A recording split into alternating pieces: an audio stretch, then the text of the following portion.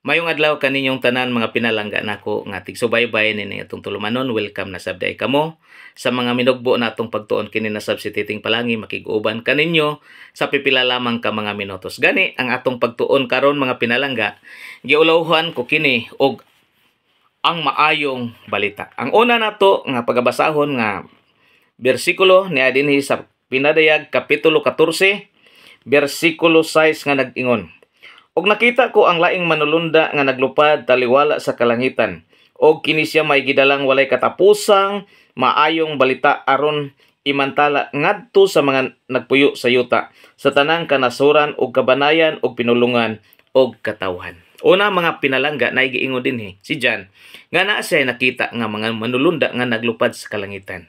Ang pangutana nato, nabagid tay nakita sukad kani adto hangtod karon nga naglupad nagdalag maayong balita? Wala no? Nga nagwalis sa tibuok kanasuran, nga muwalis sa tibuok kanasuran. Kini siya nagpasantop ni siya mga tao nga nagdala sa maayong balita, na nagwalis sa maayong balita, nagrepresentar kini sa mga manulunda. Diba? Kung imong i-refer ni siya sa Pinadayag kapitulo 3 ug 2 ngadto sa pito ka iglesia, do na dito gi-address ni Ginoong Hesus ngadto sa mga manulunda sa mga iglesia. So naghisgot man to og mga leader. So dinhi kung atong lantawon ang manulunda dinhi sa Pinadayag 14 bersikulo 6, dili ni literal nga manulunda kundi mga mensahero ni sa Dios nga nagdala sa maayong balita. So ang mga mensahero sa Dios nga nagrepresentar sa mga manulunda nga naglupad, ang mensahe kinahanglan moabot sa tibuok nawong sa yuta, sa tanang kanasuran, kabanayan og pinulungan. Bot ipasabot bisag asang suokan ning kalibutan, aslong do na yuta, aslong do na nagpuyo, bisag unsa nga klase nga tribo, kinahanglan moabot gyud ang maayong balita. So atong nasabtan no, moabot gyud ang maayong balita. Nganong kinahanglanon man nga moabot gayud ang maayong balita sa tibuok kalibutan, sa tibuok kanasuran, sa tibuok kabanayan, tibuok pinulungan. Tungod kay si Matthew usab. Sa Matthew 24 bersikulo 14 gisulat ni Matthew pero si Jesus ang nagsulti niini. Matthew 24 bersikulo 14 nag-ingon dinhi: Og kining maayong balita mahitungod sa gingharian, igawali ngadto sa tibuok nga kalibutan, ingon nga pagpamatuod ngadto sa tanang kanasuran, og unya moabot na ang katapusan. Nganong nga kinahanglanon nga iwali sa tibuok kalibutan ang maayong balita?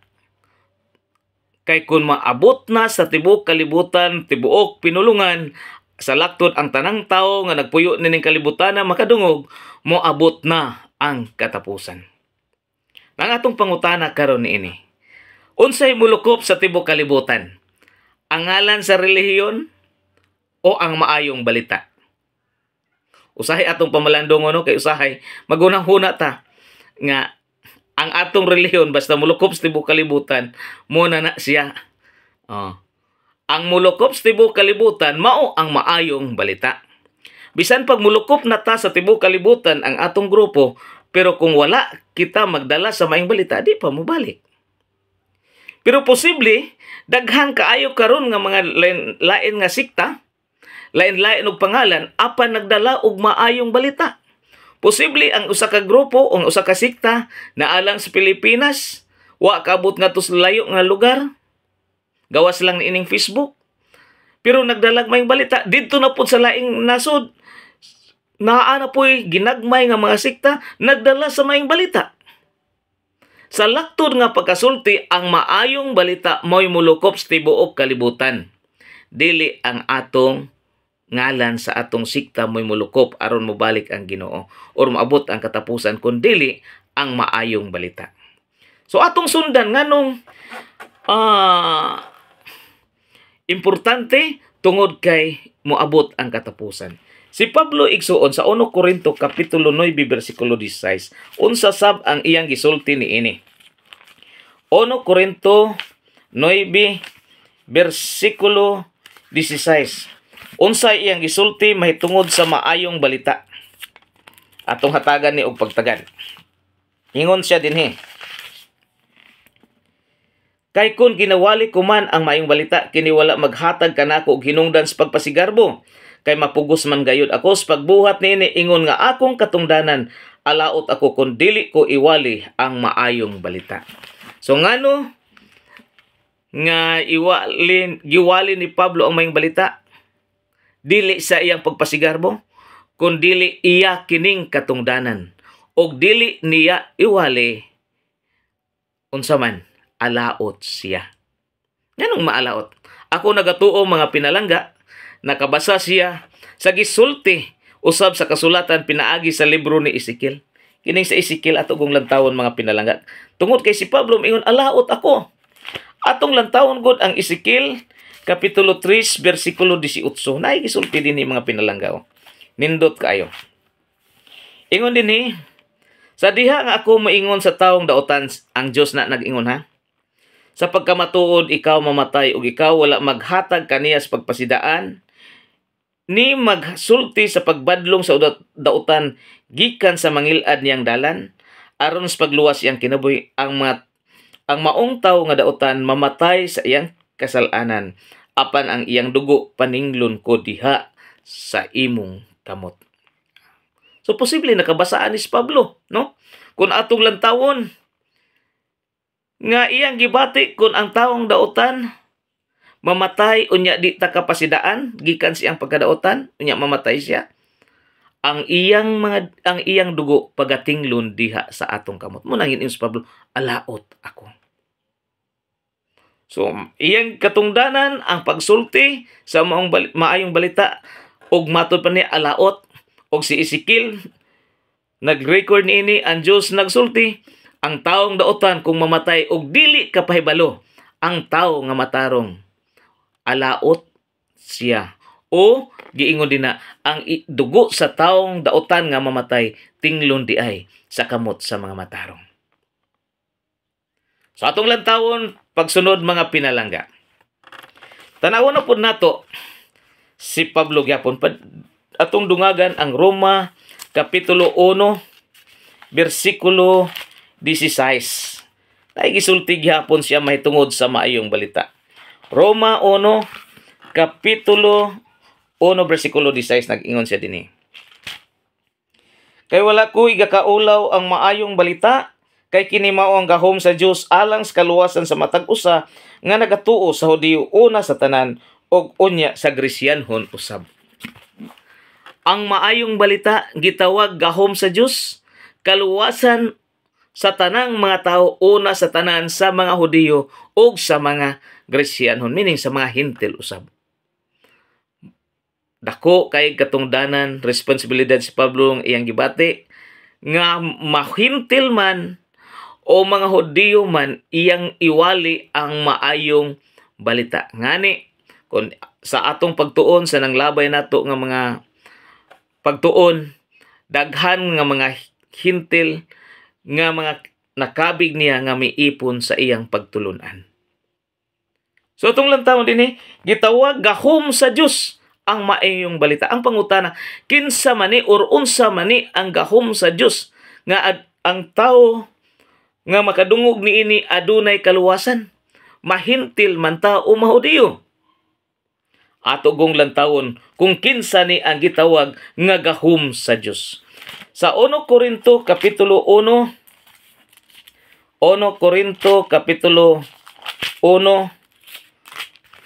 bersikulo 24. Atong sundan dinhi, kinsa ni or unsa ni ang gitawag maayong balita nga gahom sa Dios o gitawag kaluwasan sa tanan nga nagatuo, mahudiyo man o mga Hintil.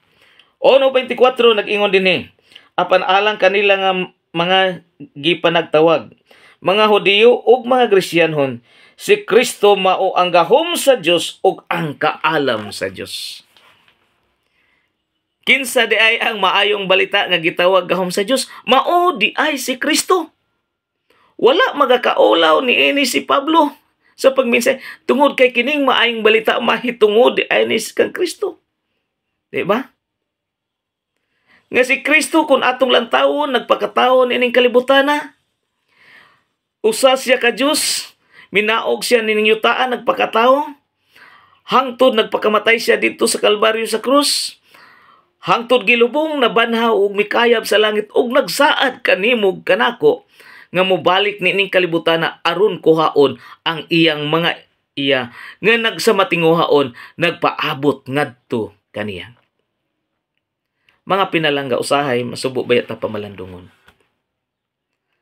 Sa ato usahay nga pagwali, dili na ang maayong balita, usahay ang aktong mawali. Usahay ang ako ng kaugalingon. Usahay ang ako ng grupo, maoy mawali. Ug ako nagatuo ko ng akong kaugalingon mo'y mapadako. Ngaway makapildi ka nako. Bisan kinsa pa ang makigdayalugog ka nako. Usahay ang akong grupo mo'y mapadako nga mao ni ang tinuod. Ako nagasiguro nga dili na maayong balita ang akong ginawali kun dili si Kristo gani ang mawali. So but sabton kun ang akong grupo na ang akong mawali mapadako o kaha ang ako ng kaugalingon may mapadako nga walay makakaya kanako bisan unsang pamaagiha di as Biblia, ako nakasiguro nga dili na maayong balita ang akong giwali. Nganuman ang maayong balita maog di ay si Ginoong Hesukristo.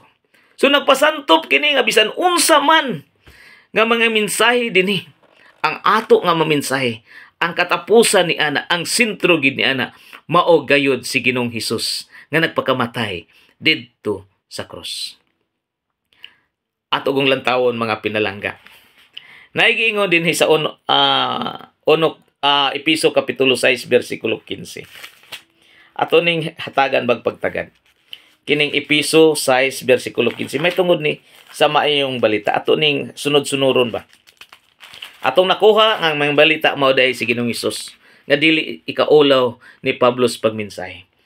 Episo 6 bersikulo 15 nag-ingon, og sa sinapinan ang inyong mga tiil sa pagpangandam sa maayong balita sa kadaitan. Kini gisulti ni Pablo. May tungod ni si Kristohanon nga mga hinagiban.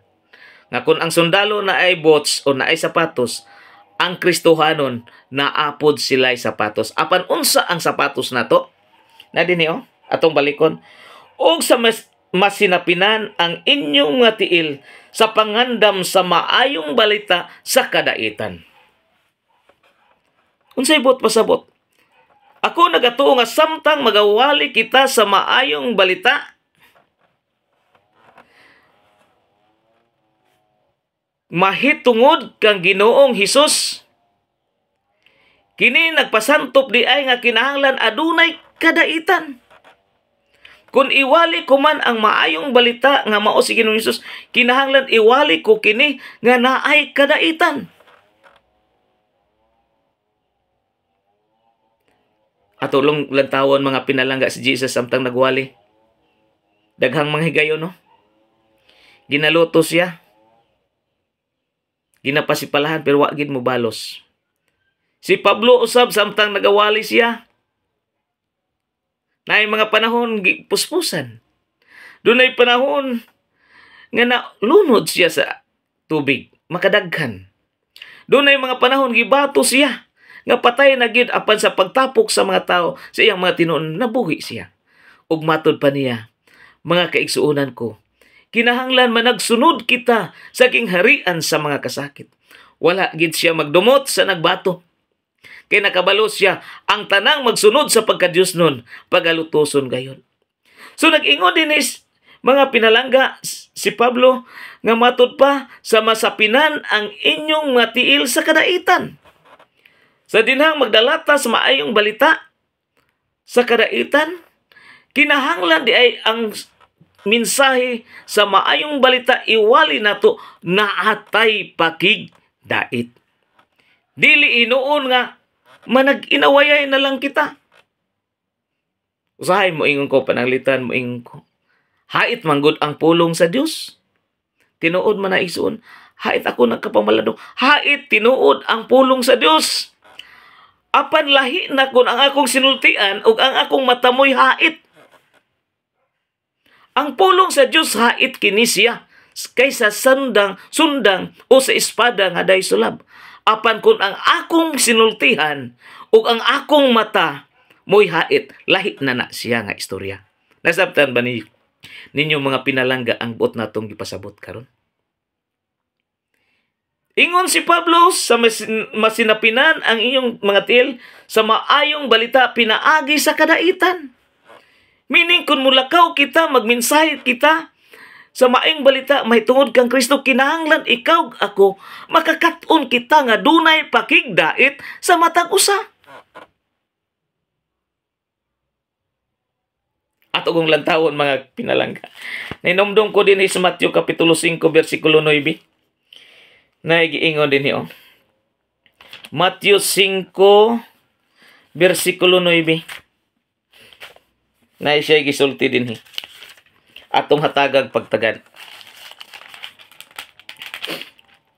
5, versikulo 9. Bulahan ang mga magbubuhat og kadaitan kay sila pagatawgon nga mga anak sa Dios.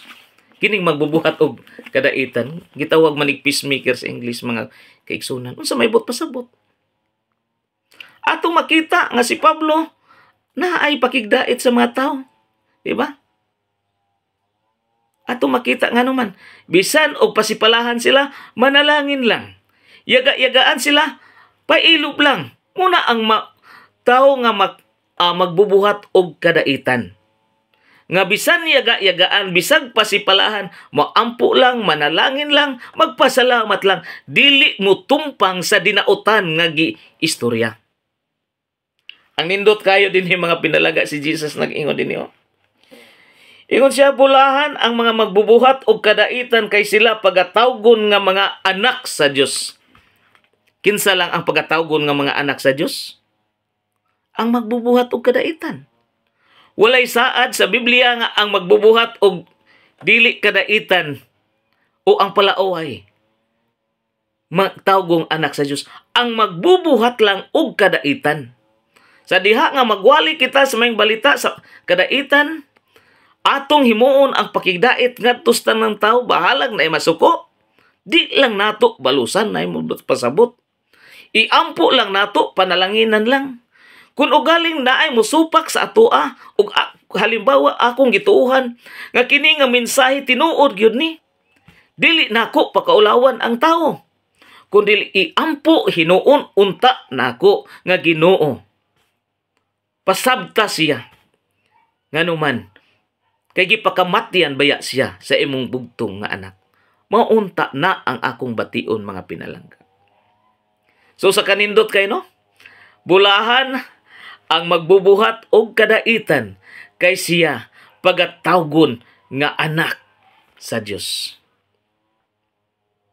Kini mga pinalangga, muni angayan natong pamalandungon sa atong kinabuhi karon. Nga ang maayong balita mao man di ay si Ginoong Hesus. Og samtang kita magwali ni ining maayong balita, dunay mga panahon nga biay-biayon ta, yaga-yagaan. Apan ang Ginoo nagsulti nga kinahanglan buhaton nato ang pakigdait ngadto sa tanang tawo. Munay atong buhaton iampo nato nga samtang magawali ta may tungod sa maayong balita, ato usab iampo nga Ginoo. Tabangi ko nga samtang nagawali ko sa maayong balita, unta ang akong kasing-kasing mahulma diha sa kinaiya sa imong bugtong anak.